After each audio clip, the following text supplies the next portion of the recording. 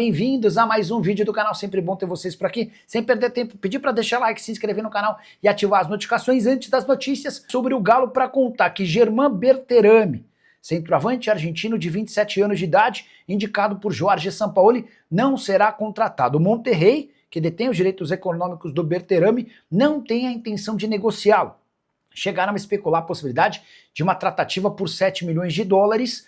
O Monterrey já afirmou que não negocia por qualquer valor inferior à multa rescisória, que é hoje de 15 milhões de dólares, e a gente está falando de algo na casa dos 80 milhões de reais. O Berterame também não pretende forçar a barra para trocar o Monterrey pelo Atlético Mineiro. Ele entende que qualquer mudança às vésperas de uma Copa do Mundo pode acabar por prejudicá-lo. Temporada atual do Berterame, de 21 jogos, 11 gols e 3 assistências. Ele marcou um dos gols na derrota do time dele por 2-1 para o América do México nesse sábado. Vamos atualizar agora as informações do Atlético, que está focado no compromisso desta quarta-feira contra o Palmeiras. O Galo tem que pontuar para não chegar à última rodada naquele drama contra o rebaixamento, assim como no último campeonato. E técnico Sampaoli pode ter um reforço importantíssimo para o ataque. Não é isso, repórter Cláudio Rezende? Bom dia. Bom dia a você também, a todos do Tiro de Meta da Itatiaia. O Galão da Massa para a última semana da temporada, tentando evitar o que aconteceu no ano passado. Correr risco de rebaixamento na última rodada. E para isso tem que pontuar diante do Palmeiras amanhã. Jogo das 9h30 da noite na Arena MRV. O Palmeiras que é o vice-líder da competição. O técnico Sampaoli teve uma boa notícia nesse início de semana, vinda do departamento médico. Está liberado o atacante Coelho, 75 dias depois. Jogador que passou por cirurgia no tornozelo. Foi uma grave lesão que ele teve no jogo lá da altitude de La Paz contra o Bolívar em setembro. A recuperação foi muito boa. A princípio, o jogador só voltaria ano que vem. Fica disponível agora, resta saber se o Sampaoli vai ou não relacionar o Coelho para o duelo de amanhã contra o Palmeiras. O detalhe, o Galo pode ter o Coelho entre os relacionados, mas terá o Sampaoli a opção do Rony para até começar o jogo. Hulk foi protagonista daquela entrevista ainda no domingo lá em Fortaleza, criticando a postura tática do Galo nos últimos tempos com o Sampaoli, que ele está jogando muito isolado e de costas para o gol adversário, não é a função que ele fica mais confortável. Por outro lado também, o Sampaoli em alguns momentos tirou o Hulk do time pela falta de mobilidade e de marcação na saída de bola. Vamos ver se agora, depois desse jogo, que não foi bom do Hulk, se o Sampaoli vai tirá-lo da equipe ou mantém o Hulk. É bom lembrarmos que o Scarpa, por exemplo, já ficou aí 5 partidas no banco de reservas. É um dos questionamentos também do torcedor nesta reta final de temporada. Quarta, Palmeiras. Domingo, o Vasco na Arena MRV, para o Galo terminar o ano, quem sabe, pelo menos com uma vaga Copa Sul-Americana, sem correr risco de rebaixamento. Esse é o objetivo. Um abraço. Um abraço, Cláudio. Muito obrigada, viu? Que neste momento, segundo o Departamento de Matemática, né, da UFMG, tem aí 0,04 de possibilidade de ser rebaixado. Ou seja, é uma possibilidade bem pequena, mas o Galo tem que fazer a sua parte, né, e pontuar contra o Palmeiras, que vem aí com a moral baixa depois da perda do título da Libertadores. Será, Vini, que... Primeiro o seguinte... Que remédio é esse que estão dando na cidade do Galo? Porque a recuperação dele foi algo espetacular. Se bem que tem muito do jogador, né? A gente viu ele se esforçando aí e inclusive, quebrando toda a previsão que existia do ano que vem. Será que ele vai ser relacionado para o jogo de quarta-feira contra o Palmeiras? Romano, é impressionante a recuperação do Coelho, porque é uma lesão grave, todo mundo já tratava como uma temporada perdida e ele pode atuar nesses 2 últimos jogos.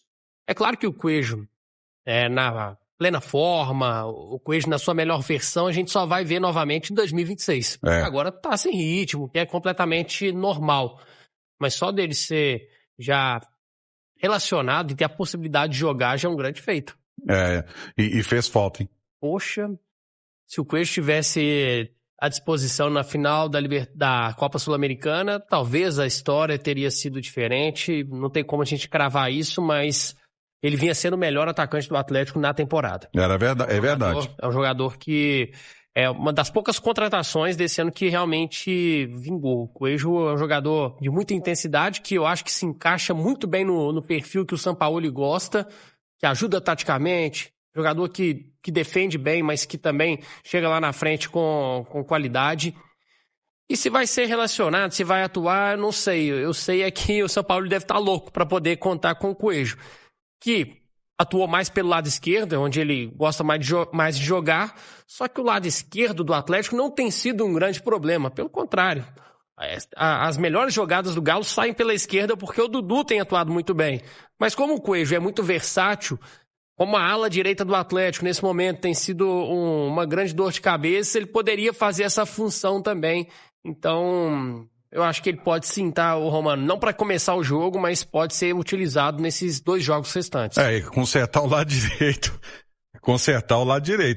Ele tem essa capacidade. Pensou? Tudo bem que vai voltar de lesão grave, a gente não sabe ainda qual vai ser a forma dele voltar. Mas você ter de um lado ele, do outro o Dudu, melhoram as coisas pro Sampaoli, assim.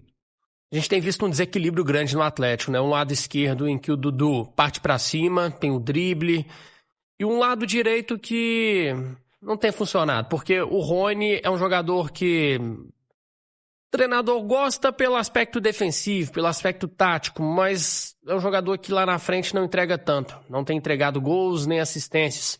O Scarpa, que com o Milito, por exemplo, foi utilizado muito como ala direita, com o Sampaoli não tem jogado. O Natanael não inspira confiança, então é uma lacuna que existe no elenco do Atlético hoje que o Coelho poderia fazer bem essa função. Se tem a alegria da volta do Coelho, tem a preocupação porque o Atlético não tá vencendo há um tempo, hein, Cláudio Rezende? É uma das missões do Galo, voltar a vencer, principalmente em casa, porque como visitante, o Atlético encerrou a sua campanha neste Campeonato Brasileiro com 12 derrotas, apenas 13 pontos conquistados. Uma campanha ruim dessa não acontecia com o Galo desde 2013. Fora de Belo Horizonte. Agora, são 2 jogos em casa, mas o Atlético não vence já há 5 jogos. A sequência que começou com aquele empate amargo contra o Fortaleza na Arena MRV. O Galo tinha vencido bem o Bahia, o Independiente Del Valle. Naquele momento o time estava em alta. Aí empatou com o Fortaleza, com gols bobos ali, e veio derrota para o Bragantino, a final da Copa Sul-Americana. Aí o Flamengo empate e agora essa derrota para o Fortaleza. Então o Sampaoli tentando, junto com o elenco, retomar o caminho das vitórias em um ano difícil que foi esse de 2025 para o Galo. É muito tempo sem vencer para uma equipe igual o Atlético, que chegou a falar de G8 no Campeonato Brasileiro, sonhando com G8. Aquele negócio. Conheço muita gente assim. Sonha. Meu sonho é ter não sei o quê. Mas não corre atrás, não. Acho que vai cair de mão beijada. E olha que o universo quis presentear o Atlético com essa vaga para a Libertadores. A Sul-Americana se apresentou para o Galo como uma grande possibilidade, ele não aproveitou. O Campeonato Brasileiro, o Atlético faz uma campanha medíocre e mesmo assim a Libertadores esteve assim, a vaga para a Libertadores, sorrindo para o Atlético. Pode pegar essa 8ª colocação, que pode dar uma vaga para a Libertadores, mas hoje o Galo está olhando mais para baixo do que para cima pela sua incompetência. É mais um Campeonato Brasileiro, é pífio que o Atlético faz, o Cláudio Rezende trouxe os números fora de casa. É uma campanha inadmissível, Romano, inadmissível. Poderia compensar os números fora de casa, que são péssimos, com uma grande campanha em casa. E nem isso o Atlético conseguiu fazer este ano, porque teve apenas uma derrota no Brasileiro, como mandante, que foi contra o Grêmio, mas são muitos empates. São 8 vitórias e 8 empates. Então o Atlético também não conseguiu ser um mandante que pudesse fazer ali prevalecer o fator casa, por isso está capengando no campeonato. Então acho que os 2 últimos anos eles servem de grande lição para a temporada de 26, que é Campeonato Brasileiro. O Atlético não pode ser só um time de meio de tabela, de segunda página. O Atlético tem que entrar firme para ser protagonista. Se não brigar pelo título, mas o mínimo que se espera do tamanho do Atlético, pelo investimento que é feito, é uma briga por vaga na Libertadores. E quando eu falo briga por Libertadores, não é pensando em 8º lugar, em 7º lugar, não. É pensar em G4. Esse tem que ser o foco, o objetivo do Galo. E outra coisa, o Atlético também não tá merecendo, né? Vamos falar a verdade. Não tá. Não tá merecendo vaga na Libertadores pelo campeonato. E quem for pra Libertadores, Romano, pelo 8º lugar, se realmente acontecer isso, vai ser de forma culposa, como a gente fala. Porque olha quem tá brigando. São Paulo, Corinthians, Grêmio, Vasco, Bragantino e Atlético. Todos esses fizeram campanhas ruins no Brasileiro. Só que como o brasileiro o Campeonato Brasileiro tem essa festa por vaga na Libertadores, pode ir até o 8º, então acaba premiando uma equipe que não fez por merecer. É verdade. E realmente não fez por merecer. Só que o grande problema ainda, gente, vou colocar na tela, o grande problema é que nós temos que passar 87 times ainda, né? Então aqui, ó. Nós temos que passar São Paulo, Corinthians, Grêmio, Vasco e Bragantino. Hoje, gente, o corte da Sul-Americana é o 13º, tá? Então pode vir aqui, pode ainda subir para 14º e tal, mas assim, o Atlético está no corte da Sul-Americana. Então eu acho que essas 2 rodadas é para o Atlético tentar garantir essa vaga na Sul-Americana. Até porque eu não acho que esses caras vão correr, que esses caras vão lutar. Já esses jogos aí depois da Sul-Americana, da final, já viu que eles não vão jogar nada mesmo. Vai continuar o mesmo time sem vontade no Brasileiro. E vai pegar um Palmeiras que vai ser um jogo aí da depressão. Mas o Palmeiras, eu tenho certeza que os jogadores deles têm muito mais vergonha na cara que os nossos. Então acho que é um jogo dificílimo. Amanhã o Vasco joga contra eu esqueci o jogo do Vasco amanhã. Mirassol. Seria bom o Vasco não ganhar para ele ainda não chegar pensando nesse oitavo lugar aqui. É bom o Mirassol ganhar, mano. Mas também eu acho que o empate era bom pro Vasco também meio que não ter chance de rebaixamento na última rodada, sabe? Para ele chegar nessa última rodada meio que sem chance de G8 e sem chance de cair. O Vasco é com quem? Porque o Vasco na última rodada poderia botar os reservas contra o Galo, porque depois já tem o jogo da Copa do Brasil, né? Entendi. Só que se eles chegarem, por exemplo, pensando num G8, se eles vencem, aí o São Paulo perde, o Corinthians tropeça, eles pensam num G8 ainda, eles vão tentar ganhar do Galo aqui, porque querendo ou não, no G8, se o Vasco acaba o Brasileiro no G8, só um time não pode ganhar a Copa do Brasil para eles ficarem fora, que é o Corinthians. Porque se Cruzeiro e Fluminense ganharem, abre um G8.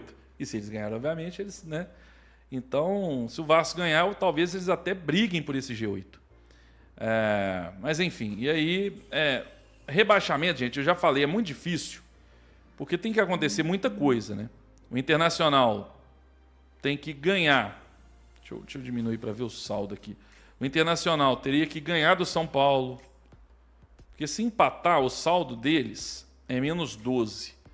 O nosso é -3, entendeu? Não chegaria, não passaria.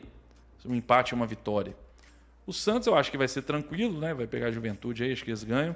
Vitória vai jogar contra o Bragantino fora e ter essa questão de saldo, ó, -14.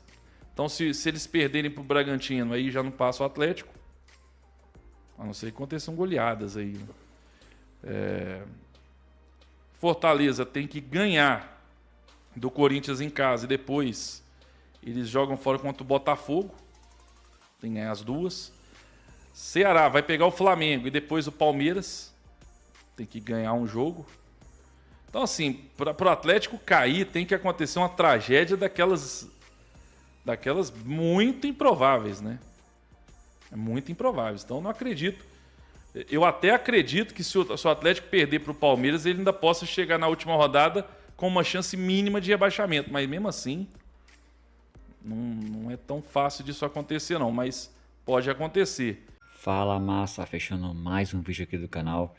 Muito obrigado aí pela companhia de todos. Já peço que vocês deixem um like de vocês, que está ajudando demais o canal a continuar crescendo. Muito obrigado mesmo. Para quem está chegando agora, seja muito bem-vindo. Quero apresentar esse canal aqui para vocês, para quem não conhece. Esse canal traz notícias todos os dias para vocês, de domingo a domingo, para vocês ficarem sempre bem informados de tudo que acontece, dentro do Clube Atlético Mineiro. Então, não perca tempo, já deixo o meu convite aqui a vocês, para você estar se inscrevendo no canal e também ativando o sininho de notificações, que é muito importante, que o YouTube avisa vocês toda vez que sai um vídeo novo aqui no canal. Fiquem à vontade para deixar a opinião de vocês no espaço de comentários aí do canal, que também é muito importante pra gente. A gente sempre tá olhando aí, tá bom? Vou ficando por aqui, um forte abraço a todos e até a próxima. Valeu, Massa!